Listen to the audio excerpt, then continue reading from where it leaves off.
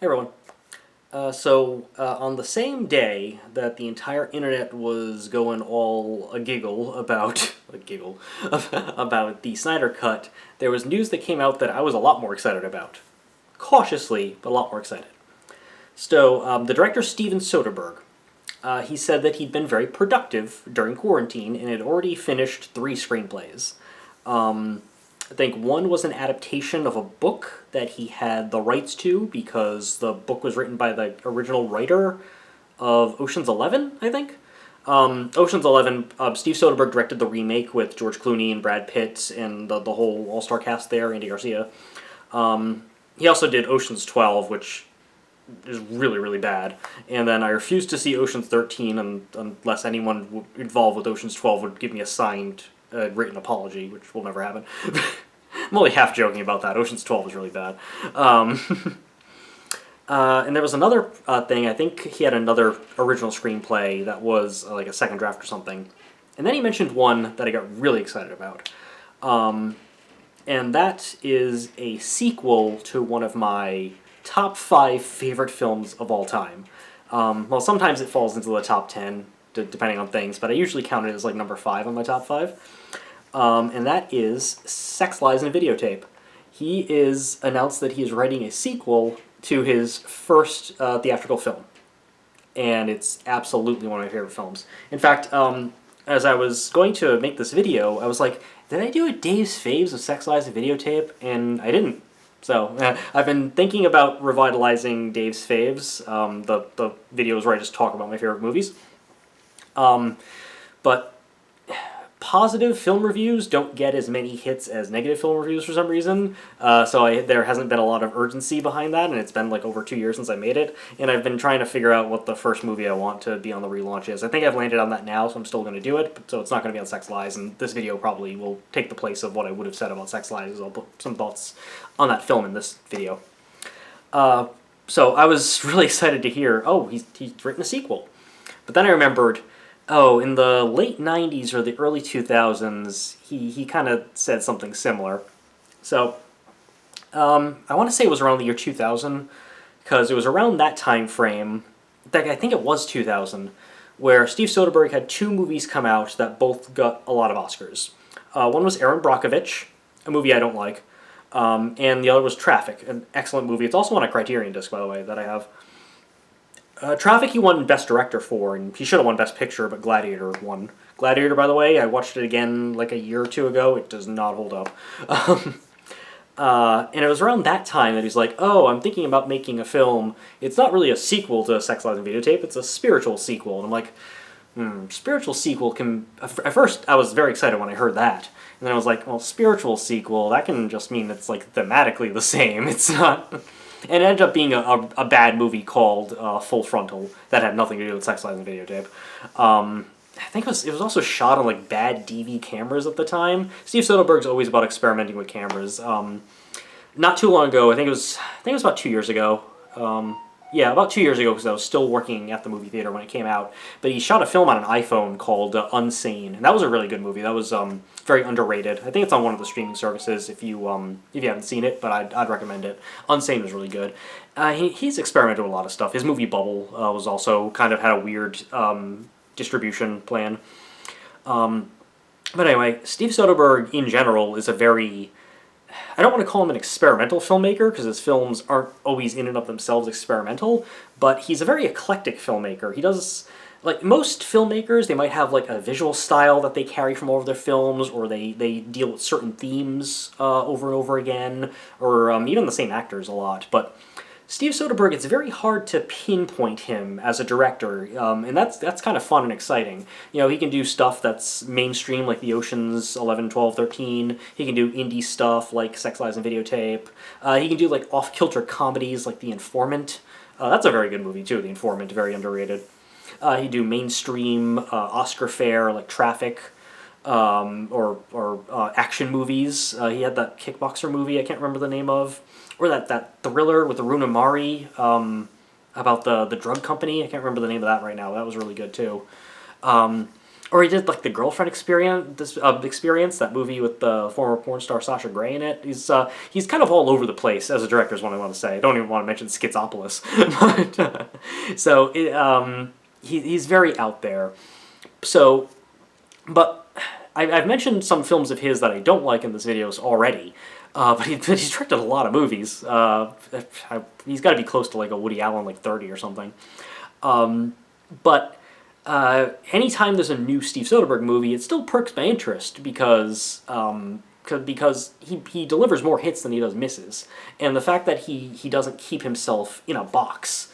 Like you can kind of see a Scorsese film from a mile away, even something way out there like Kundun or Silence from him. One of my favorite directors, David Fincher. You know a Fincher film. Even Cronenberg, even though he's moved away from body horror and made stuff like History of Violence and Map to the Stars, you can still kind of tell a Cronenberg movie.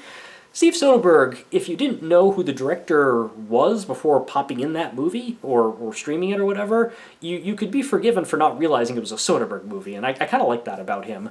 He's very rare for auteurs that way. But it's even more exciting that if this means it's an actual sequel, like same characters and takes place in the same universe of it, then this could be exciting. Now, Sex, Lies, and Videotape is one of those films where the title is probably more famous than the movie itself.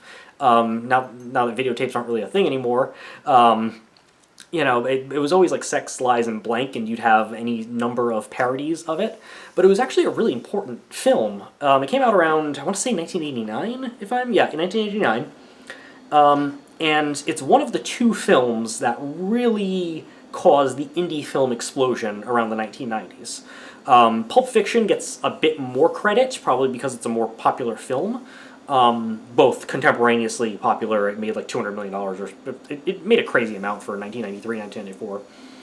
And The Imitators that came up, and because of Tarantino's career and everything. But this was 4 or 5 years earlier, and Sex, Lies, and Videotape, it's the director's first film. I think he said he wrote it in like a week or 2 weeks when he was just like driving across the country. He filmed it in like 11 days. It was a very quick shoot. There's only a couple settings. It could easily be a play, even as opposed to a movie. It's that kind of like contained things. Only 4 main characters really. And it won the Palme d'Or at Cannes, the top prize of the top film festival in the world. Sadly canceled this year for COVID-19. And then it just sort of took the indie film thing by storm, because it was just, this guy made this cheap movie. He was able to get a couple stars in it: James Spader, Andy McDowell, Peter Gallagher, Laura San Giacomo. And after that, it was like, oh, well, I mean, anybody can sort of make a movie, and a really good movie at that. And it launched his career, and it was very important at that time that you had an indie movie like that, not financed by a studio. And it was getting all these accolades, and it was getting all this talk, and people were liking it, and that was sort of the big impetus. And then once the 90s rolled in, you started to see more and more of that. Studio control was breaking away, because around the 80s it'd be like Canon Films. Like indie films sort of meant like direct-to-video, like the Globus Brothers, that kind of shit. And this was bringing it up into the mainstream, because I think this was Miramax at the time. As was Pulp Fiction. As shitty as the Weinsteins were, especially to their horror properties with Dimension, the Miramax studio under them still did do a lot for independent film to bring them up. I mean, they also did they probably did more bad than they did good, as far as crushing independent filmmakers and buying up movies just to put them on a shelf so no one else could get them. They did a lot of bad stuff, but there were a lot of good films that came out of Miramax during the time, different acquisitions and stuff.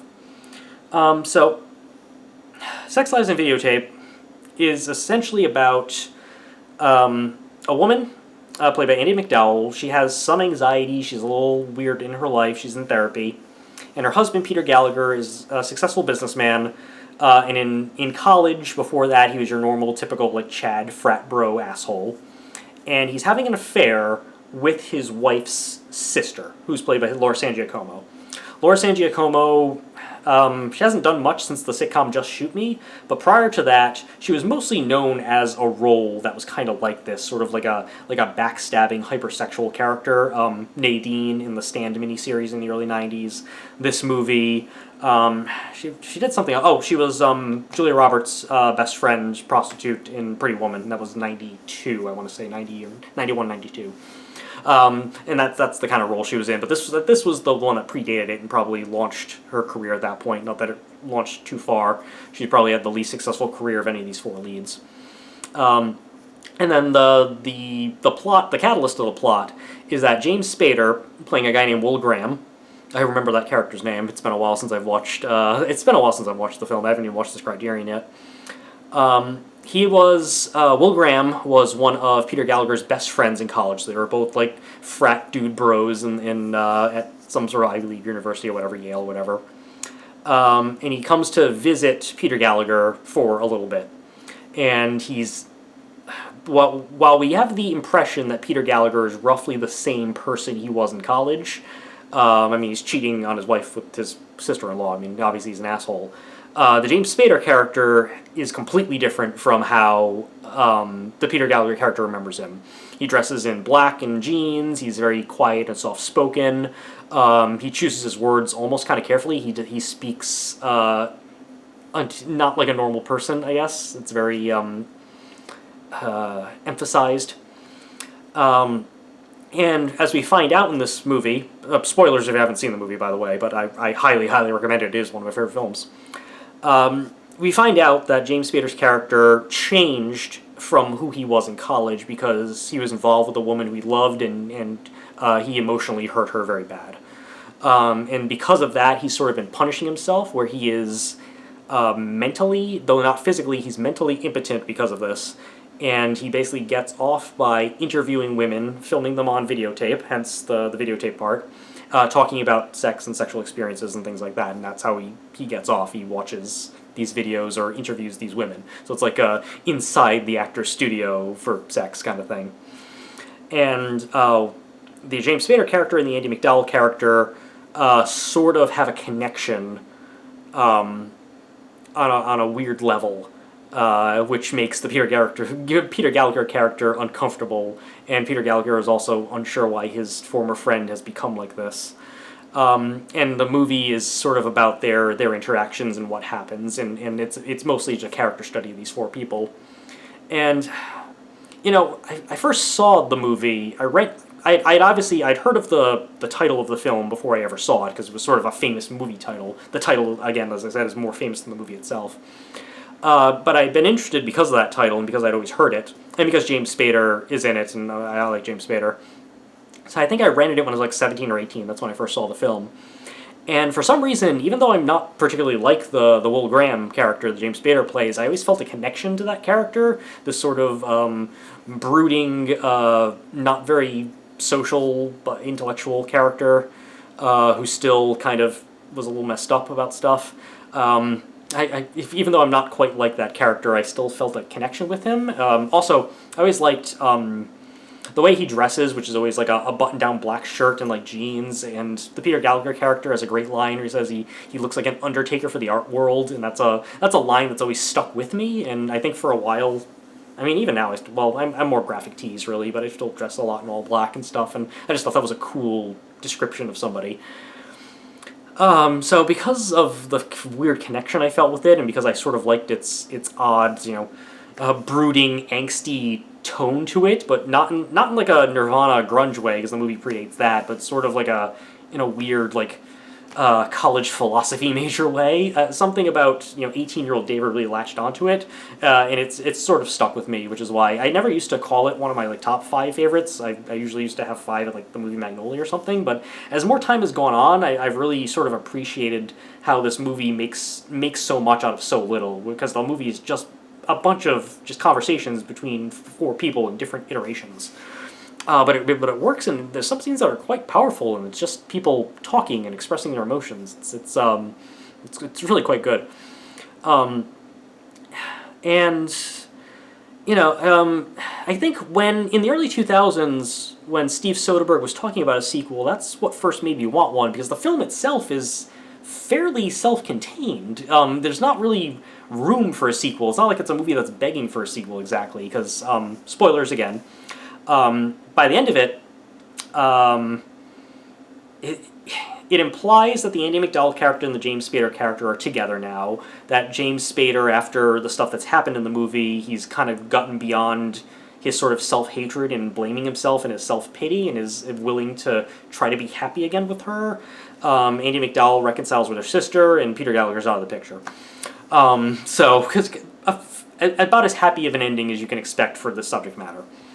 And then, it just ends with this improvised scene where James Spader, comes home and Andie MacDowell's there, and she's like, "You brought the rain." He's like, "It is raining," and it just starts to rain. It was just, I think in the audio commentary on the original DVD, Steve Soderbergh was like, "We just wanted one more scene to wrap up, and I didn't know what to say, so I just had to improvise that." And for some reason, "You brought the rain, it is raining" is stuck with me, even though the words don't mean anything. But yeah, it's not open-ended or anything. There's nowhere for this to really go. It's not like other movies, I won't say like this, but there's other dramas that aren't really crying out for a sequel, but you can still understand why they made one, like Before Sunrise and then Before Sunset, because you're wondering if those two characters do meet up a year later or what happens to them. You're kind of, even though it doesn't need a sequel, you can kind of want to follow up these characters. I mean, I want to follow up these characters, but you could just assume everything kind of worked out more or less okay with them at this point. So it'd be interesting to see where a sequel would go, but it's only when he teased that spiritual sequel that my brain started to latch on to, yeah, he should do a sequel to Sex, Lies and Videotape, because there's not really room for one. But now it seems that, he's trapped in, Steve Soderbergh's trapped in quarantine. He's married. He's married to Jules Asner, who used to be a correspondent for E! News. If you don't know, is E! News even a thing? I don't have cable. But if you don't know who Jules Asner is, she was in Jay and Silent Bob Strike Back. You can see her interviewing in front of the studio in that movie. I only know that because when Jay and Silent Bob Reboot came out, I saw a double feature of Strike Back and Reboot for a Fathom event. So he's made a decent effort not being lazy during quarantine by writing this, and I'm like, what prompted him to write a sequel now? Again, this movie came out in '89. This is that's like a 31-year-old movie, and he's God, I'm old. So what now? I mean, granted, Laura San Giacomo's not, I haven't seen her in anything again since Just Shoot Me, and that was early 2000s that went off the air, I think. But Andie MacDowell's still doing stuff. She was in Ready or Not. It was a really good movie. Peter Gallagher's still doing character stuff all the time, and James Spader, he mostly does TV now, but, he was the voice of Ultron. He was on The Office as Robert California that one season. James Spader's James Spader. He's awesome. I mean, his career isn't where it was back in the 80s and 90s when he was sort of a sex symbol and did a lot of dark and broody roles like, Pretty in Pink and Jack's Back and a lot of stuff like that, Less Than Zero. But, I mean, you can still get those actors together and you can see what happens with them. So I am cautiously excited because a sequel this many years after a movie that wasn't exactly crying out for a sequel, it could be a recipe for disaster. But it is still the original writer-director. It's still Steve Soderbergh. And Steve Soderbergh, to this day, is still making good, interesting films. Whether it's Side Effects. Side Effects is the name of the drug company movie. Remember it, 18 months after I mentioned it. But he's still making movies like that, like Side Effects or Unsane. He had a movie about a basketball strike on Netflix I haven't watched yet, but I hear that's good. He's still doing good work. He still has the talent. It's not like he's washed up and trying to make a sequel years later because he has nothing else going for him. He's still an active, exciting, quality director making good stuff, and he's coming back around to his first film to do a sequel all these years later. And I understand we're getting belated sequels up the ass now because of 80s and 90s nostalgia, but it's not what someone would jump to as a nostalgia piece, because, I guess you could do some stuff with it because videotape isn't a thing. I'm recording this on a Handycam, and even that's not really a thing anymore, because people just record on their phones, and Steve Soderbergh himself is making movies on iPhone now, so it'd be interesting to see where they take the videotape part of the title if they do a sequel, and if some of the characters are still doing similar things, but I don't know, is it going to be about those characters' kids? Is it, I kind of wonder where this is going to go. Is one of the other women that James Spader's character recorded before the events of this movie, or do they get involved? Where the old beta, I think he destroys the tapes in the movie. It's been at least 3 years since I've watched the film, probably maybe closer to 5, so I'd have to watch it again. I do own it. So I'm cautious, is what I say. I'm excited. I'm excited enough to make a video that no one cares about this possible sequel to Sex, Lies, and Videotape that Steve Soderbergh has claimed to have written in a podcast interview that came out today. So I am excited, but, because the movie's not crying out for a sequel, I don't know. So, yeah. But let me know in the comments, what do you think about Steve Soderbergh and his filmography?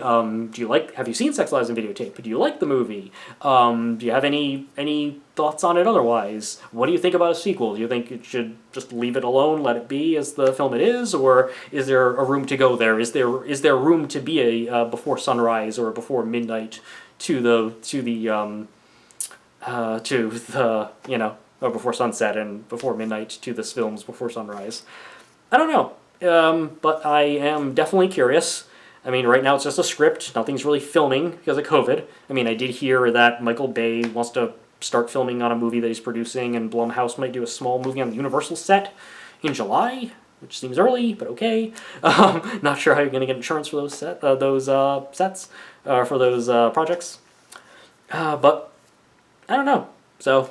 but yeah, leave a comment below, and if I hear anything more solid about what the plot of this is, which of the returning characters will be, if it is an actual sequel, I hope this isn't full-frontal spiritual sequel bullshit again, but if this is a real sequel, if I hear any other news about it that's interesting, I'll make another video. So thanks for hearing me ramble for 20 minutes. See ya.